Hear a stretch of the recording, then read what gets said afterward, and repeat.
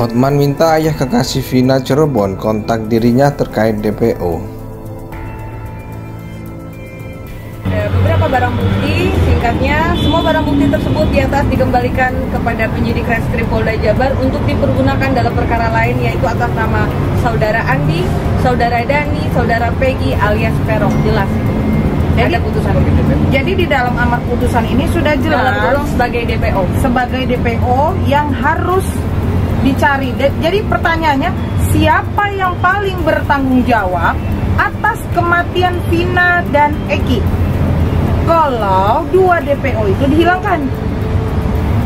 Apakah serta-merta kami selaku kuasa hukum percaya begitu saja? Ayo, apakah kami harus tinggal diam? Berarti selama ini tentunya yang harusnya bekerja adalah siapa? Nah, sudah tahu kan? Gitu. Jadi kami tidak mau tahu, kami tahunya yang berdasarkan keputusan itu ada dua nama lagi yang harus dicari. Faktanya peran yang lebih dari, sekarang katakan seolah jadi 9 kan pelakunya, bukan 11 lah. Padahal itu kan lebih dari 9. Nah kalau lebih dari 9 yang sisanya kemana gitu? Pelaku-pelaku lain kok. Namun padahal di putusan ada, terlepas putusan nanti di PK kan. Ada lebih penting lagi. Yang penting ini saya hanya menanyakan ke pihak kepolisian, apakah ini ada ajas Miranda Rule yang dianut pasal 52, 53, 54 dan 69 KUHP. Apakah selama pemeriksaan, ya karena tadi bahasa tubuhnya si Peggy itu nyangkal, selama pemeriksaan damping penasihat hukum enggak? Karena itu kewajiban, ya sekali lagi.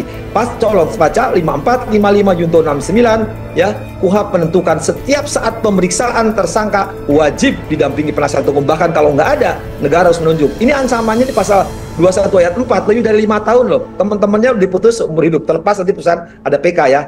Ini hati-hati, karena ini akan semakin menunjuk kemana. Ini akan semakin, kita berhak loh, kaum akademisi, kaum praktisi, para pengamat, ya, mengeksaminasi perkara ini. Ternyata yang dulu dikatakan 3 DPO itu adalah ternyata hanya 1 yang valid, yang pasti. Yang 2 itu hanya asal ngomong aja, disampaikan itu DPO, pelaku dan sebagainya. Sehingga polisi menetapkan ini sebagai DPO hanya 1 itu tadi. Nah kemudian apabila ada pihak keluarga atau advokat itu keberatan atas tindakan polisi, apalagi tadi kan tersangka siapa tuh, Peggy ya, geleng-geleng kepala dan kemudian mengelak bahwa saya tidak ini. Jangankan yang baru begitu ditangkap sekarang, yang sudah divonis saja kan mengelak, dia nggak mengaku nggak salah. Nah ini tinggal kita lihat aja nanti. Ada ketidakjujuran di dalam persidangan. Fakta persidangan benar ya? Benar. Bagaimana coba? Kalau produk hukum saja dikatakan fiktif. Nah, berarti kesaksian mereka patut dipertanyakan dong. Dan dikaji ulang, berarti harus ada persidangan ulang. Kalau begitu. Karena semua yang sudah dilaksanakan dulu itu sudah diuji di pengadilan. Kalau terjadi kekeliruan di dalam pengadilan itu bukan ranahnya kita untuk mengkoreksi untuk itu. Hukum yang berjalan. Untuk sekarang ini, kalau polisi salah tangkap, silakan pra-peradilan. Baik. Itu saya kira ini saya lega ya, karena ini proses ini bisa cerah masyarakat sehingga tidak terjadi lagi perbedaan pendapat yang menyasar kepada dibulinya polisi. Sekarang tiba-tiba ada yang menghilang 2, padahal nama-nama itu disebut di situ. Itu kalau putusan itu terlepas ada yang setuju tidak setuju, ya, dan walaupun itu sudah berkekuatan hukum tetap, itu fakta hukum. Artinya fakta hukum itu mengatakan ada pembunuhan dilakukan oleh lebih dari 1 orang, ya. Dalam itu disebutin perannya dari si 3 yang disebut dalam hal ini adalah DPO. Nah, kita ingat juga dulu nih 3 orang ini dicabut karena disangkal oleh 5 orang itu. Nah sekarang dibenarkan lagi, katanya ada cerita pengacara bla bla bla gitu, maka ditetapkan lagi. Cuman persoalannya kontradiksi 2 orang ini hilang itu menjadi masalah, ya. Karena apa? Disebutkan tadi penjelasannya, ya, ini adalah otak pelaku. Coba baca di putusannya yang sudah BHT. Kita kan daripada nanti bikin narasi yang spekulatif, apalagi provokatif. Yang bisa dipegang sementara ini adalah putusan pengadilan yang harus dihargai, dihormati, terlepas nanti ada yang PK dari pihak itu. Cuman di situ di konstruksi hukumnya sudah jelas, apalagi kita sandingkan dengan rekonstruksi yang dibikin BAP. Jadi penghilangan 2, katakanlah dengan alasan salah sebut, itu harus jelaskan argumentasinya. Kalau nggak ada argumentasi yuridis, ya itu terjadi kontradiksi, ya, melawan putusan. Pengacara Hotman Paris meminta Ibtu Rudiana, ayah dari Muhammad Rizky alias Eki, kekasih Vina yang tewas dalam pembunuhan Cirebon, untuk menjalin komunikasi dengan pihaknya. Hotman selaku kuasa hukum dari keluarga Vina mempertanyakan mengapa selama ini Rudi tidak mau berhubungan dengan pihaknya.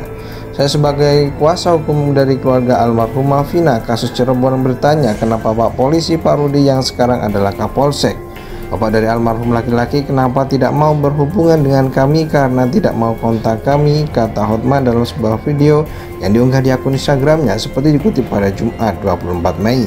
Padahal kata Hotman, sebagai seorang anggota polisi, Rudi pasti memiliki banyak bukti terkait kasus yang menimpa anaknya. Hotman pun berharap Rudi selaku ayah Eki mau menjalani komunikasi dengan pihaknya sehingga bisa membantu pengungkapan kasus ini. Wahai Pak Rudi, apa yang Anda takutkan? Tolong hubungi Hotman Paris agar kita bisa berdiskusi terkait dengan 3 DPO ini. Pak Rudi, bapaknya almarhum, tolong hubungi Hotman Paris. Saya sudah chat melalui WA. Saya sudah posting di Instagram, sudah banyak orang meminta Anda menghubungi Hotman, tapi Bapak tetap tidak mau.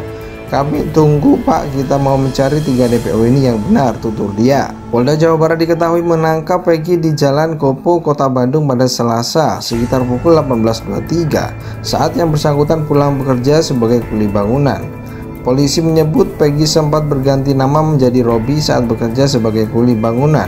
Selain itu, Peggy juga berpindah-pindah lokasi, diantaranya Cirebon dan Bandung. Kini polisi masih mengejar 2 buronan lain dalam kasus pembunuhan terhadap Vina dan kekasihnya. Kedua buronan itu yaitu Andi dan Dani. Setelah itu, kata AF, Ibtu Rudiana yang kini menjabat Kapolsek Kepetakan di Kabupaten Cirebon, memberikan nomor ponselnya kepada dirinya dan meminta agar diberitahu apabila melihat pelaku. Udah begitu dia langsung kasih nomor ke HP saya. Dia bilang nanti kabarin saya ya kalau anak-anaknya pada nongkrong hari itu juga sore jam 5. Saya langsung kabarin Om Rudi, ucap AF. AF sendiri mengaku menyaksikan detik-detik Vina dan Eki dibunuh pada 27 Agustus 2016. Kala itu ia mengaku tengah berada di sebuah warung dan melihat kedua korban menggunakan sepeda motor. Tiba-tiba datang rombongan yang langsung melempari Vina dan Eki dengan batu lalu mengejarnya.